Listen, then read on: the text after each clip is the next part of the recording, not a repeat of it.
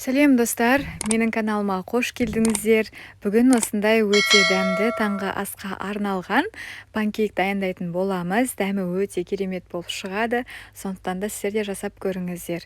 Ол үшін бізге осындай бір жұмыртқа және де қант, сүт, жылы сүт болу керек, әрине бөлме температурасындағы, және де ұн және қопсытқыш қажет болады. Ең алдымен бір жұмыртқамызға қантымызды қосып, жақсылап венчиктің көмегімен араластыратын боламыз.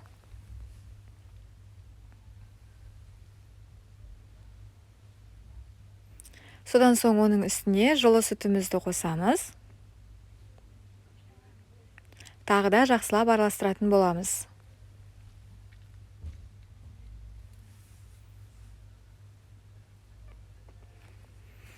Енді електен өткізулі тұрған ұнымызға бір шай қасық қопсытқышымызды қосып, осылай араластырып алатын боламыз. Содан соң оны жаңағы массамызға екі бөлікке бөліп салып араластыратын боламыз. Бірден салып жіберуге болмайды, себебі комочка қалып қоюы мүмкін. Сол себепті екіге бөліп салып, жақсылап араластыратын боламыз. Ешқандай комочка қалмауы қажет. Сол үшін жақсылап араластыратын боламыз. Неке осындай масса шығуы керек. Енді оның үстіне сары майымызды алдын ала ертіп алатын боламыз. Сол еріген сары майымызды қосатын боламыз да, тағы да жақсылап араластырып алатын боламыз. Ендігі жерде табамызды қыздырып аламыз, ешқандай да май құймаймыз.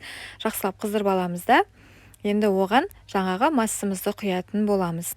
Осылай бетіне тесікшелер шығуы керек, сол кезде екінші бетіне аударатын боламыз. Өте тез піседі, сондықтан да қарап қойыңыздар. Мінекей пісті, енді аударып, барлығын осылай пісіріп алатын боламыз. Сонымен біздің панкейктеріміз дайын болды. Енді оларды өздеріңіздің қалауыңызша әсемдесеңіздер болады. Сгущенкамен немесе осындай вареньемен, я болмаса шоколадпен өздеріңіздің қалауыңызша әсемдеп таңғы асқа ұсынсаңыздар, өте керемет болып шығады. Назарларыңызға рахмет, сіздермен болған Азиза. Сау болыңыздар.